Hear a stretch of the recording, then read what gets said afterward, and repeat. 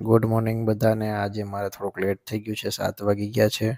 થોડાક ભગવાનને યાદ કરી લઈએ, ધરતી માને વંદન કરીને હવે આપણે નાસ્તો કરવા જઈએ। તો ચાલો, હવે ભગવાનના નામ લેવાઈ ગયા છે, નાસ્તો કરવા આવ્યો ને તો જોયું તો મમ્મી બધા વાસણ બેઠા બેઠા હરખા કરે છે, કારણ કે એને કમરનો પ્રોબ્લેમ છે, એટલે તે ઊભા ઊભા નથી કરતી। જો આ અરગવાની સિંગ છે, હિરલ ઘણી લઈ ગઈ છે ને આટલી રહી ગઈ છે, તો આજે બપોરે આનું શાક બનશે।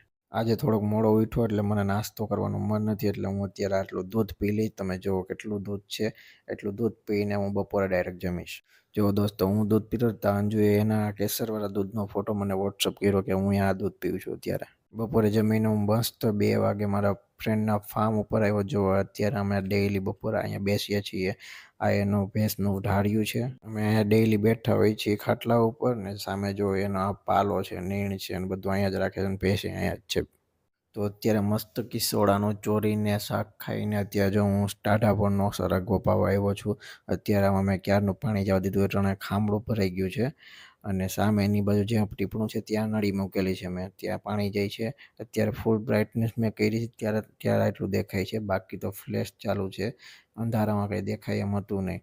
આ સરગવાની જુઓ તમે કેટલી બધી સિંગો આવેલી, કેટલો બધો ફાલ છે, હું તમને ઝૂમ કરીને બતાવું। જો સામેની બાજુ કેટલો ફાલ, બધી સિંગો નાની નાની છે અત્યારે, પણ ફાલ બહુ આવેલો છે આખા હરગવામાં। આ એકસાથે પાકશે ત્યારે બહુ જ ઝાઝી પાકી જશે।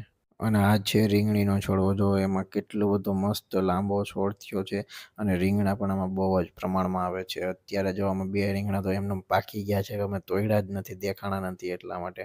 બાકી આમાંથી કેટલા રીંગણા આવે છે અમે બધાને ખાવા માટે પણ આપીએ છીએ। અને આ અમારો આંબો છે, આ ચોથો પાંચમો આંબો વાવેલો છે, પણ અત્યાર સુધી એક આંબા અમારા થયા જ નથી।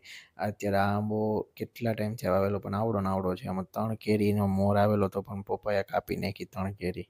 હવે જોઈએ આ પણ મોટું થાય તો ભલે। હવે ચાલો, હરગવામાં પાણી ભરાઈ ગયું છે એટલે જોતા આવીએ। જો ભરાઈ ગયું હોય તો આપણે મોટર બંધ કરી દઈશું, નકર હજી ઓલી બાજુ કોરું હશે ત્યાં આપણે પાણી જવા દઈ। નળી અહીંયા મૂકી દીધી, અને હાથ થોડાક ખરાબ થઈ ગયા તો ધોઈ નાખું। અહીંયા થોડીક વાર આપણે પાણી જવા દઈએ, જ્યાં એટલું ભીનું થઈ જાય એટલે આપણે મોટર બંધ કરી દઈએ, કારણ કે ઘણું બધું પાણી આપણે હરગવાને પાઈ દીધું છે। હવે થોડાક દિવસ પછી પાછું પાણી પાઈ દેશું।